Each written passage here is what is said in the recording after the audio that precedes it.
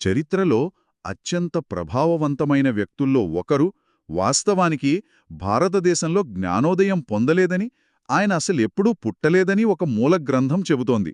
అవును, ఇది వినడానికి నిజంగా చాలా ఆశ్చర్యంగా ఉంటుంది. ఖచ్చితంగా.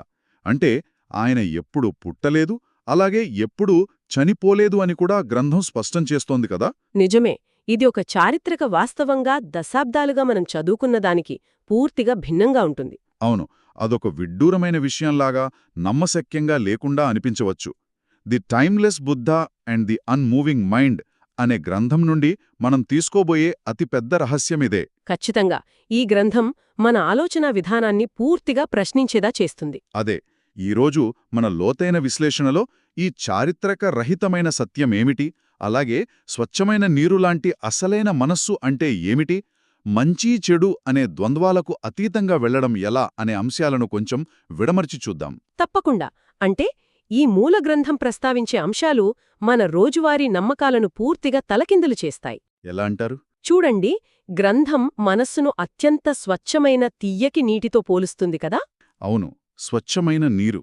కాని అదే సమయంలో ఆ స్వచ్ఛతను పట్టుకొని వేలాడకూడదని ఒక విరుద్ధమైన విషయాన్ని మన ముందుంచుతుంది. అవును, ఇది నిజంగా ఒక పారాడాక్స్ లాగా అనిపిస్తుంది. ఖచ్చితంగా. ఎందుకంటే సాధారణంగా సమాజంలో స్వచ్ఛత అనేది ఒక అంతిమ లక్ష్యంగా పరిగణించబడుతుంది కదా. నిజమే. ఆలోచనలను ప్రశాంతంగా, ఎలాంటి మాలిన్యం లేకుండా ఉంచుకోవడమే జీవితంలో సాధించాల్సిన విజయమని చాలామంది భావిస్తుంటారు. అవును, కాని ఈ తత్వం దాన్ని ఇంకో కోణంలో చూపిస్తోంది. ఇక్కడే ఒక తార్కికమైన సందేహం కలుగుతోంది. ఒకవేళ మనసు నిజంగా స్వచ్ఛమైన నీటిలా మారినప్పుడు ఇక మన సాధన పూర్తయినట్లే కదా. సాధారణంగా మనం అలాగే అనుకుంటాం. అంటే చేరుకోవాల్సిన గమ్యాన్ని చేరుకున్నాం కదా, అలాంటప్పుడు ఈ స్వచ్ఛతను వదిలేయాలనెందుకు చెప్తున్నారు? అక్కడే అసలైన తర్కం దాగి ఉంది. ఒక సానుకూలమైన పాజిటివ్ విషయాన్ని పక్కన పెట్టడంలో ఉన్న తర్కం ఏమిటో అర్థం కావడం లేదు. మనం చెడును వదిలేయాలి అనుకోవడం సహజం. ఖచ్చితంగా.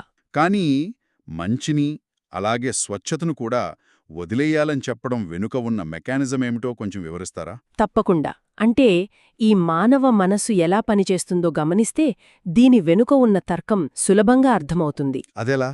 ఎప్పుడైతే మనం ఒక విషయాన్ని స్వచ్ఛమైనది అని ముద్రవేస్తామో ఓకే, అదే క్షణంలో దానికి వ్యతిరేకమైన అపవిత్రమైనది అనే భావనను మనమే సృష్టించినట్లవుతుంది. అవునా? అంటే ఒకదాన్ని మంచి అంటే ఇంకొకటి చెడు అయిపోతుందన్నమాట. ఖచ్చితంగా. ఉదాహరణకు ఒక గదిలో వెలుతురు ఉందంటే చీకటి అనే భావన ఉన్నట్లే కదా. అవును, నిజమే. వెలుతురును ప్రేమించే కొద్దీ చీకటి పట్ల భయం పెరుగుతుంది. కరెక్ట్. అలాగే మనస్సు స్వచ్ఛంగా ఉందని భావించిన క్షణంలో అది ఎక్కడ అపవిత్రంగా మారుతుందో అనే భయాన్ని, ఒక రకమైన అభద్రతా భావాన్ని కూడా మనమే సృష్టిస్తాం. ఒక రకంగా మనమా స్వచ్ఛతను కాపాడుకోవాలనే ఆరాటంలో పడిపోతామంటారు. అదే కదా అసలైన సమస్య. ఈ భూమి మీద మంచి మరియు చెడు, పవిత్రం మరియు అపవిత్రం అనేవన్నీ ద్వంద్వభావనలు మాత్రమే. ద్వంద్వాలు అంటే డ్యుయాలిటీస్. అవును, స్వచ్ఛత అనే భావనకు బందీ అయినంతకాలం ఆ పరిమితుల్లోనే ఉండిపోతాం. నిజమే. మంచి మరియు చెడు అనే రెండు వైరుధ్యాల మధ్య ఊగిసలాడే మనస్సు ఎప్పటికీ స్థిరత్వాన్ని పొందలేదు. అందుకే ఆ ద్వంద్వాలకు అతీతమైన స్థితిని చేరుకోవాలని ఈ బోధనలు వివరిస్తున్నాయి. అంటే మనం ఏ భావననో అత్యుత్తమమైనది అనుకుంటామో అదే మనల్ని బంధించే గొలుసుగా మారుతుందన్నమాట. ఖచ్చితంగా చెప్పారు. మనస్సు స్వచ్ఛంగా ఉందనే ఆలోచనే మనల్ని మళ్లీ ఆ ద్వంద్వాల చక్రంలోకి నెట్టేస్తుంది. అయితే సమాజంలో మంచి చెడు అనే కొలబద్దలు లేకుండా మనుషులు ఎలా ప్రవర్తించగలరు? ఇది చాలా సహజమైన ప్రశ్న. అంటే ఈ ద్వంద్వాలను పక్కన పెడితే నైతికత అనేదే లేకుండా పోతుందేమో అనే భయం కూడా కలుగుతుంది కదా. నిజానికి ద్వంద్వాలను దాటడం అంటే నైతికతను వదిలేయడం ఏమాత్రం కాదు. మరి దానికి అర్థమేంటి? ఒక లక్ష్యంతో మంచి పనులు చేయడం వేరు, తన సహజ స్వభావంగా మంచిగా ఉండటం వేరు. ఓహో, సహజ స్వభావంగా ఉండటం. అవును, మనమొక లక్ష్యంగా స్వచ్ఛతను సాధించినప్పుడు వచ్చే తృప్తి వెనుక ఒక సూక్ష్మమైన అహం దాగి ఉంటుంది కదా. అంటే నేను నా మనసును పవిత్రంగా ఉంచుకున్నాను అనే ఫీలింగ్ అంటారా? సరిగ్గా అదే. నేను ఇతరుల కంటే మంచివాడిని అనే పోలిక మొదలవుతుందెక్కడ. ఖచ్చితంగా. ఆ పోలిక ఉన్నచోట నిజమైన స్వచ్ఛత ఉండదు. అందుకే మంచి మరియు చెడు అనే కొలబద్దలను, తీర్పులను పక్కన పెట్టడం ముఖ్యం. ఏది ఎలా ఉందో దానిని అలా అంగీకరించే స్థితికి చేరడమే ఈ ద్వంద్వాలను దాటడం. ఇది చాలా లోతైన పాయింట్. ఈ ద్వంద్వాలను దాటాలంటే ముందుగా ఆ నేను అనే భావనను దాటి వెళ్ళాలి అనే పాయింట్ దగ్గరకొద్దాం. అవును, అది చాలా అవసరం. మళ్ళీ పుట్టడానికి ఒక నేను ఉందనుకోవడమే ప్రపంచంలోనే అసలైన సమస్య అని మూలగ్రంథంలో స్పష్టంగా రాయబడింది. ఖచ్చితంగా. కానీ వాస్తవానికి ఒక నేను లేకుండా ఎవరైనా ఎలా జీవించగలరు? ఒక నేను లేకుండా జీవించడం వినడానికి అసాధ్యంగానే అనిపిస్తుంది. అదే కదా. ఇప్పుడు మాట్లాడుతున్నది, వింటున్నది, ఆలోచిస్తున్నదంతా ఆ నేను వల్లే గదా. నిజమే. అసలు ఈ నేను అనే భ్రమని వదిలించుకోవడం ఆచరణలో ఎలా సాధ్యమవుతుంది? ఇది వినడానికి చాలా బాగున్నా వాస్తవ జీవితంలో అసాధ్యమనిపిస్తుంది. చూడండి, రోజువారీ పనులు చేయడానికి ఒక గుర్తింపు అవసరమే. అవును. ఆకలివేస్తే తినడానికి ఒక శరీరముంది, ఎవరైనా పిలిస్తే పలకడానికి ఒక పేరుంది. ఖచ్చితంగా. కాని ఆ గుర్తింపు పట్ల ఉన్న గాఢమైన అనుబంధం అంటే అటాచ్మెంట్, ఆ గుర్తింపే శాశ్వతం అనే భ్రమ గురించి ఇక్కడ ప్రధాన చర్చ జరుగుతోంది. ఓకే, అంటే ఆ అటాచ్మెంట్ సమస్య అంటారు. అవును. అసలు ఈ నేను అనే కేంద్రం వల్లే ఈ ద్వంద్వాలన్నీ పుట్టుకొస్తున్నాయి. ఎలా పుట్టుకొస్తున్నాయి? నాది స్వచ్ఛమైన మనస్సు, నా ఆలోచనలు గొప్పవి అని అనుకున్నప్పుడు అక్కడ అహంకారం ఒక గోడను నిర్మిస్తోంది. నిజమే. ఈ బోధనల ప్రకారం నిజమైన స్వచ్ఛత అనేది పరిమితులు లేనిది. దానికి సృష్టి లేదు, అలాగే దానికి ఎలాంటి వ్యతిరేకతలు లేవు. అంటే అది ఎప్పుడూ ఉండేదనమాట. మరణాల చక్రమనేది కేవలం భౌతికమైనది మాత్రమే కాదుగదా. ఖచ్చితంగా కాదు. ప్రతి క్షణం మన ఆలోచనల్లో ఈ నేను అనేది ఒక కొత్త కోరికతో పుడుతూ అది తీరగానే చనిపోతూ ఉంటుంది. వావ్, క్షమించండి, ఇది నిజంగా చాలా అద్భుతమైన విషయం. ప్రతిక్షణం ఒక పుట్టుక, ఒక మరణం జరుగుతోందన్నమాట. అవును, ఆ కోరికల చక్రమే ఇది. దీనిని మరింత లోతుగా ఒక దృశ్యరూపకంగా అర్థం చేసుకోవడానికి మనం ఒక చక్కటి ఉదాహరణ ఊహించుకుందాం. తప్పకుండా. ఒక అత్యంత ప్రశాంతమైన, దట్టమైన అరణ్యం మధ్యలో ఒక పురాతనమైన విహార ఉంది అనుకుందాం. సరే. ఆ విహారలో ఒక భిక్షువు దశాబ్దాల తరబడి అత్యంత కఠోరమైన దీక్షతో, ఏకాగ్రతతో ధ్యానం చేస్తున్నారు. ఆ వాతావరణం చాలా ప్రశాంతంగా ఉంటుంది కదా. అవును. బాహ్య ప్రపంచంతో ఎలాంటి సంబంధం లేకుండా, ఏ భౌతిక ఆకర్షణలకు లోను కాకుండా ఆ భిక్షువు తన మనస్సును స్వచ్ఛంగా మార్చుకున్నారు. ఇది నిజంగా గొప్ప సాధనే. కాని ఇప్పుడు ఆ భిక్షువు ఎంతటి ఉన్నత స్థితికి చేరుకున్నప్పటికీ తన మనస్సులో నేను ఒక స్వచ్ఛమైన ఆత్మను, బయట ఉన్న సాధారణ ప్రజల కంటే పవిత్రమైన వాడిని అని అహంకరిస్తే ఏమవుతుంది? అప్పుడు ఆ కష్టమంతా వృధా అయినట్లే. అవును, నేను ఈ ఏకాంతంలో గొప్ప తపస్సు చేస్తున్నాను అని ఫీలైతే వాళ్ళు ద్వంద్వాలకతీతమైన ఆ నిజమైన స్వచ్ఛతను ఏమాత్రం చేరుకోలేరు కదా. ఖచ్చితంగా చేరుకోలేరు. ఆ ఉదాహరణలో ఆంతర్యం చాలా స్పష్టంగా కనిపిస్తోంది. అవును, భౌతికంగా ఎంత దూరంగా ఉన్నా లాభం లేదు. ఆ భిక్షువు అరణ్య మధ్యలో ఉన్న విహారలో ఎంత ప్రశాంతంగా ఉన్నప్పటికీ తనలో ఒక స్వచ్ఛమైన ఆత్మ ఉందనే భావన ఉంటే అది కేవలం మరొక రకమైన బంధనమే అవుతుంది. మరొక బంధనం. నిజమే. స్వచ్ఛతను ఒక గుర్తింపుగా మార్చుకోవడమనేది అతి సూక్ష్మమైన, ప్రమాదకరమైన అహంకారం. దీన్ని ఎలా అర్థం చేసుకోవాలి? చూడండి, ఇనుప సంకెళ్లతో బంధించినా లేదా బంగారు సంకెళ్లతో బంధించినా రెండు బంధనాలే కదా. ఖచ్చితంగా. సంకెళ్ళు ఏ లోహంతో చేశారన్నది ముఖ్యం కాదు, అవి మనల్ని బంధిస్తాయి. అవును, అపవిత్రమైన ఆలోచనలు ఇనుప సంకెళ్ళు అయితే నేనే స్వచ్ఛమైన వాడినే అనే అహంకారం బంగారు సంకెళ్ళు. ఇది చాలా చక్కటి పోలిక. నిజమైన స్వచ్ఛత అనేది ఎవరికీ చెందనిది, దేనికీ అంటనిది. దాన్ని పట్టుకుని వేలాడటం సాధ్యం కాదు. అంటే అది ఒక వ్యక్తి సొంతం చేసుకోగలిగేది కాదు అంటారు. ఖచ్చితంగా కాదు. అది ఏ ఒక్క వ్యక్తి సాధించిన విజయం కాదు. అది సమస్త సృష్టికి అతీతంగా ఉండే ఒక సహజమైన మూలస్థితి. ఈ పాయింట్ దగ్గరే మనం ఇంకొక విషయం గురించి ఆలోచించాలి. చెప్పండి. ఇక్కడే పుట్టుక, మరణం అనే విషయాలను దాటి చూడాలనే లోతైన తాత్వికత మనకు పరిచయం అవుతుంది. అవును. మళ్లీ జన్మించడానికి ఒక నేను ఉన్నాననుకోవడమే దుఃఖానికి మూలమని చెప్పడం వెనుకున్న ఉద్దేశం కూడా ఆ నేను అనే భ్రమను పూర్తిగా ఛేదించడమే కదా. అవును, ఆ భ్రమను దాటితేనే అసలైన స్వేచ్ఛ. అంటే ఈ అహంకారం అనే బంగారు సంఖ్యలను దాటితే గాని అసలైన సత్యం అర్థం కాదన్నమాట. ఖచ్చితంగా. అయితే ఇక్కడే ప్రారంభంలో మాట్లాడుకున్న ఆశ్చర్యకరమైన విషయానికి మళ్లీ వద్దాం. సరే. ఈ తత్వంలో ప్రధానమైన వ్యక్తి గురించి మనం విన్న విషయాలకు, ఈ మూల గ్రంథం చెప్తున్న విషయాలకు ఏమాత్రం పొంతన లేదు. అవును, గ్రంథం ఆ చారిత్రక నమ్మకాలను పక్కన పెడుతుంది. ఆయన భారతదేశంలో జ్ఞానోదయం పొందలేదు అని రాసి ఉంది. నిజమే. అంతేకాదు, ఆయన ఎప్పుడూ పుట్టలేదు, ఎప్పుడూ చనిపోలేదు అని కూడా స్పష్టంగా పేర్కొన్నారు కదా. అవును. మరి ఆ పదం ఒక చారిత్రక వ్యక్తిని సూచించకపోతే అసలు దేనిని సూచిస్తుంది? ఈ ప్రశ్న చాలా ముఖ్యమైనది. ఒకవేళ ఆయన కేవలం ఒక చలించని మనస్సు మాత్రమే అయితే దశాబ్దాలుగా ఎందుకు ఆయన్ని ఒక వ్యక్తిగా కొలుస్తున్నారు? చూడండి, మానవ మేధస్సుకు ఎప్పుడూ ఒక రూపాన్ని, ఒక ఆకారాన్ని పట్టుకోవడం సులభం. ఖచ్చితంగా. మనకు ఏదైనా కంటికి కనిపిస్తేనే త్వరగా కనెక్ట్ అవుతాం. అవును, మనం ఎప్పుడూ చరిత్రను కాలక్రమం ప్రకారం, వ్యక్తుల జీవితాల ప్రకారం చూడటానికి అలవాటు పడ్డాం. ఫలానా సంవత్సరంలో ఫలానా వ్యక్తి పుట్టారు అని చదువుకుంటాం. కరెక్ట్. ఫలానా చోట జ్ఞానం పొందారు అని నమోదు చేస్తాం. కానీ ఈ గ్రంథం ఆ చారిత్రక పరిమితులను బద్దలు కొడుతుంది. అంటే ఆ భౌతిక రూపాన్ని దాటి ఆలోచించమంటుంది. అవును. ఆ పదం అంటే ఒక భౌతిక శరీరం కాదని, ఒక చరిత్ర కాదని, లేదా పూజించే ఒక ప్రతిమ కాదని వివరిస్తోంది. మరి జ్ఞానోదయం అనే దాన్ని ఎలా డిఫైన్ చేస్తుంది? జ్ఞానోదయం అనేది ఒక నిర్దిష్ట కాలంలో, ఒక నిర్దిష్ట ప్రదేశంలో, ఒక వ్యక్తికి జరిగిన సంఘటన ఏమాత్రం కాదు. మరి ఏమిటది?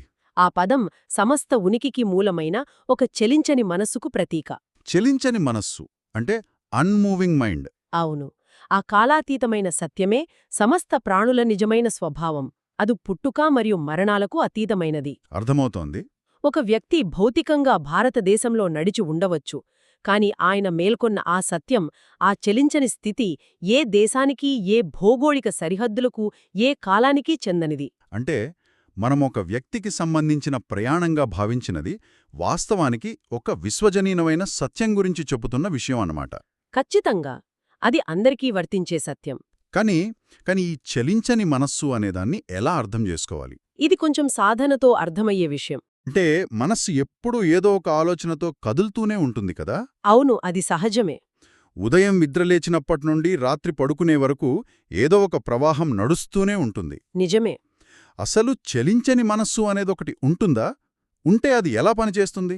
చూడండి, మనసు నిరంతరం ఆలోచనలతో ప్రవహిస్తూనే ఉంటుంది. అది నిజమే. అవును. కాని ఆ ఆలోచనల ప్రవాహం వెనుక ఎప్పుడూ కదలకుండా ఉండే ఒక నిశ్శబ్దమైన స్పృహ ఉంటుంది. నిశ్శబ్దమైన స్పృహ అంటే? ఒక ఉదాహరణ చెబుతాను. ఒక పెద్ద అద్దం తీసుకుందాం. సరే. అద్దం ముందు నిలబడినప్పుడు అందులో ఎన్నో ప్రతిబింబాలు కనిపిస్తాయి కదా. అవును. అందమైన దృశ్యాలు, భయంకరమైన రూపాలు అద్దంలో కదులుతూ ఉండవచ్చు. ఆ ప్రతిబింబాలు నిరంతరం మారుతూ ఉంటాయి. ఖచ్చితంగా. కాని ఆ అద్దం ఏ ప్రతిబింబానికి అతుక్కోదు కదా. దాని స్వభావం ఎప్పుడూ మారదు. అద్దం చలించదు. వాస్తవమే. అద్దం ఎప్పుడూ స్థిరంగానే ఉంటుంది. అవును.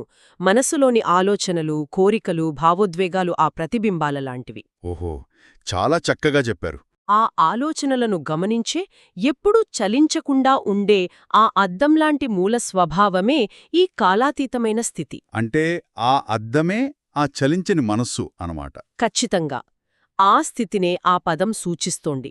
దానికి ప్రారంభం, ముగింపు ఉండవు. అవును. ఆ సత్యాన్ని గుర్తించడమే అసలైన మేల్కొలుపు. అది ప్రతి ఒక్కరిలోనూ అంతర్లీనంగా ఉండే స్వభావం. అందుకే ఆయన భారతదేశంలో జ్ఞానోదయం పొందలేదు అని గ్రంథం అంత సూటిగా చెబుతుందన్నమాట. అవును. జ్ఞానోదయమనేది ఒక వ్యక్తి సాధించే భౌతిక ప్రక్రియ కాదు. తనలో ఉన్న ఆ అద్దంలాంటి చలించని స్వభావాన్ని గుర్తించడం మాత్రమే. ఈ అద్దం ఉదాహరణ ఈ కఠినమైన భావనను చాలా స్పష్టంగా వివరిస్తోంది. అవును. ఇది సులభంగా అర్థమయ్యే పోలిక. మనం ప్రతిబింబాలను చూస్తూ అద్దం ఉనికిని మర్చిపోతాం. అలాగే ఆలోచనలో పడిపోయి మన అసలైన చలించిన స్వభావాన్ని మర్చిపోతాం కదా. సరిగ్గా అదే జరుగుతోంది మన జీవితంలో. ఒక చారిత్రక పరిమితి నుండి ఒక విశాలమైన అనంతమైన భావన వైపుకు ఆలోచనలను మళ్లించడం చాలా లోతైన మార్పు. ఖచ్చితంగా. ఇది ఇలా ఉండగా ఈ తత్వంలో ప్రస్తావించిన మరొక ముఖ్యమైన భావనను పరిశీలిద్దాం. సరే. ధర్మం, సంఘం వంటి వాటితో పాటు ఆ చెలించని మనసును శరణు కోరడమనే భావన ఈ గ్రంథంలో ఉంది. అవును, శరణు పొందడం. సాధారణంగా శరణు కోరడం అంటే ఏదైనా ఆపద వచ్చినప్పుడు బాహ్యమైన రక్షణ కోసం ఎవరినైనా వేడుకోవడం కదా. అవును, లోకల్లో అదే అర్థముంది. కాని ఇక్కడ దేవుడు లేడు, చారిత్రక వ్యక్తి లేడు, కేవలం చెలించని మనస్సు మాత్రమే ఉంది అని చెబుతున్నప్పుడు ఇక శరణు పొందడం ఎవరి దగ్గర? ఇది చాలా సహేతుకమైన సందేహం. దేనిని ఆశ్రయించాలి? ఈ భావనను ఆచరణలో ఎలా అన్వయించుకోవాలి? చూడండి, శరణు పొందడమనే పదాన్ని ఇక్కడ ఒక బాహ్యమైన శక్తిని ఆశ్రయించడమనే కోణంలో అసలు వాడలేదు. ఓహో, అంటే బయట ఎవరూ లేరు. అవును, ఎవరినో రక్షించమని ప్రాధేయపడటం కాదు. ఈ కాలాతీతమైన ఆ చెలించని మనస్సే మన నిజమైన ఇల్లు. అంటే మనలోనే ఉందన్నమాట. అదే మన అసలైన నివాసస్థానం. ఎప్పుడైతే మనం శరణు వేడుకుంటామో దాని అర్థం మన ఆలోచనల అలజడి నుండి తిరిగి మన అసలైన స్వభావంలోకి ప్రవేశిస్తున్నామని అర్థం. ఆ చలించని అద్దంలాంటి మనసులోకి ప్రవేశించడమన్నమాట. అవును, బయట వెతుకులాట ఆపి ఆ అంతర్గత స్థిరత్వాన్ని ఆశ్రయించడమే నిజమైన శరణు. ఇది చాలా ప్రశాంతతనిచ్చే విషయం. ఎప్పుడైతే ఆ చలించని మనస్సును చేరుకుంటామో అప్పుడు ఈ ప్రపంచంలోని ప్రతి ఒక్క వస్తువు, విషయము మనకు స్వేచ్ఛగా మారుతుంది. ప్రపంచంలోనే ప్రతి ఒక్క వస్తువు స్వేచ్ఛగా మారడమంటే వాటిని మనం నియంత్రించడానికి ప్రయత్నించమని అర్థమా? ఒక రకంగా అంతే. లేదా వాటి పట్ల మనకున్న అనుబంధాలు పూర్తిగా పోతాయని అర్థమా? అది ఆచరణలో ఎలా సాధ్యం? ఇది ఆచరణలో సాధ్యమే. మనం సమాజంలో జీవిస్తున్నప్పుడు వస్తువులతో, వ్యక్తులతో అనుబంధాలు లేకుండా ఉండలేం కదా? ఖచ్చితంగా ఉండలేం. కానీ ఇక్కడ వస్తువులను లేదా వ్యక్తులను వదిలేసి ఎక్కడికో అరణ్యాల్లోకి వెళ్ళిపోవడం కాదు. మరెలా ఉండాలి? మనస్సు నిశ్చలంగా ఉన్నప్పుడు ప్రపంచాన్ని దాని సహజ రూపంలో ఎలాంటి తీర్పులు లేకుండా చూడగలం. అంటే జడ్జ్మెంట్స్ లేకుండా చూడటం మనల్ని మానసికంగా బంధించదు. మనం దేనినీ బంధించలేము. నిజమే, మనలో మనం స్థిరంగా ఉన్నప్పుడు బయటవి మనల్ని కదిలించలేవు. ఖచ్చితంగా. ఈ స్థితిలో మనమున్నప్పుడు ప్రపంచమే ఒక అద్భుతమైన గురువుగా మారుతుందని గ్రంథం స్పష్టంగా చెప్తోంది. ప్రపంచమే గురువుగా మారుతుందా? అవును, ఈ ప్రకృతిలో జరిగే ప్రతి పరిణామం, జీవితంలో ఎదురయ్యే ప్రతి అనుభవం మనకు జీవితం యొక్క ఏకైక నిజమైన స్వభావాన్ని బోధిస్తోంది. ఎలాగో ఒక చిన్న ఉదాహరణ చెబుతారా? తప్పకుండా.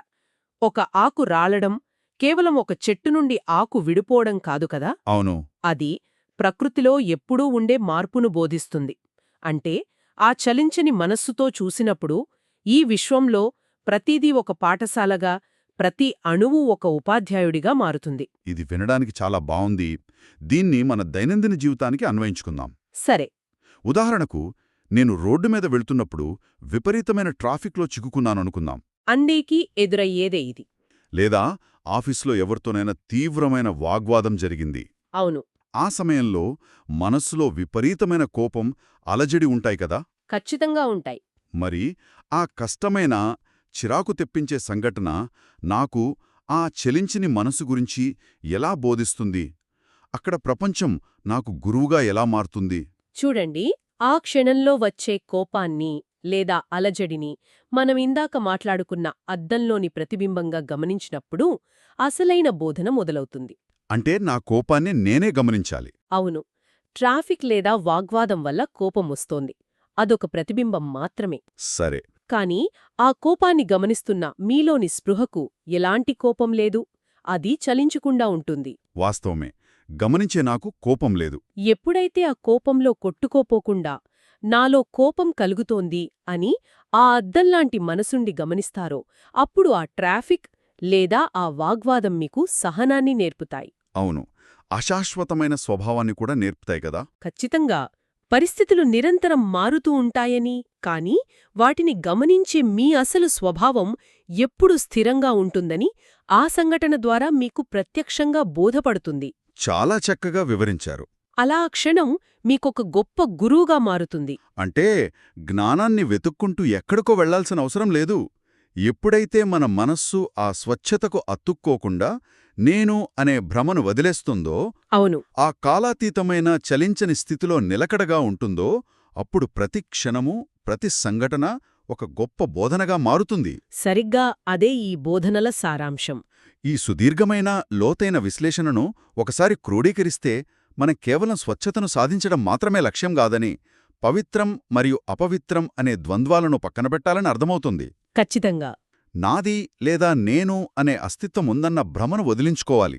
ఆ విహారలో ఉన్న భిక్షువులాగా ఎలాంటి గొప్పతనాన్ని, గుర్తింపును పట్టుకుని వేలాడకూడదు. అవును, ఆ బంధనాలు వదిలేయాలి. ఆ తర్వాత చారిత్రక పరిమితులకు అతీతమైన, పుట్టుక మరణాలు లేని, ఎప్పటికీ మారని ఆ చలించని మనస్సును అర్థం చేసుకోవాలి. ఆ అద్దంలాంటి స్వభావమే నిజమైన సత్యం. నిజమే. ఆలోచనల పరిమితులను దాటి మనసును ఒక అనంతమైన ప్రదేశంగా గుర్తించడమే ఈ ప్రయాణ సారాంశం. అవును. ఆ చలించని స్థితిని శరణు కోరినప్పుడు జీవితంలోని ప్రతి అనుభవం, అది మంచిదైనా లేదా కష్టమైనదైనా సరే, ఒక గురువుగా మారి మనల్ని సరైన మార్గంలో నడిపిస్తుంది. బాహ్య ప్రపంచంలోని ఏదీ మనల్ని బంధించదు. ప్రపంచంలోని ప్రతీదీ గురువుగా మారినప్పుడు ఒక లోతైన ప్రశ్న మన ముందు నిలబడుతుంది గదా. అవును, ఏమిటా ప్రశ్న? మన దైనందిన జీవితంలో ఎదురయ్యే అతి సామాన్యమైన లేదా అత్యంత బాధాకరమైన సంఘటనలు ఆ చలించని మనస్సు గురించి మనకు ఏమి బోధిస్తున్నాయి? ఇది ఎవరికి వారు వేసుకోవాల్సిన ప్రశ్న. ఖచ్చితంగా ఆ అతి సామాన్యమైన, కష్టమైన క్షణంలో ఆ కాలాతీతమైన సత్యం ఎక్కడ దాగి ఉంది? దానిని అన్వేషించడమే మన ముందున్న అసలైన దారి. అవును, ఈ ప్రశ్నను మన రోజువారీ జీవితానికి అన్వయించుకుంటూ సమాధానాన్ని అన్వేషించే ప్రయత్నం చేద్దాం. నిరంతరం మారుతున్న ఈ ప్రపంచంలో ఆ మారని మూల స్వభావాన్ని గమనిస్తూ ఉందాం. మంచి ముగింపు. మరో ఆసక్తికరమైన అంశంతో మనం మళ్ళీ కలుద్దాం. ఈ సుదీర్ఘ విశ్లేషణలో పాలుపంచుకున్నందుకు ధన్యవాదాలు. మీక్కూడా ధన్యవాదాలు. ఈ అంతర్గత ప్రయాణం మరియు అన్వేషణ ఇలాగే కొనసాగాలి. నమస్కారం.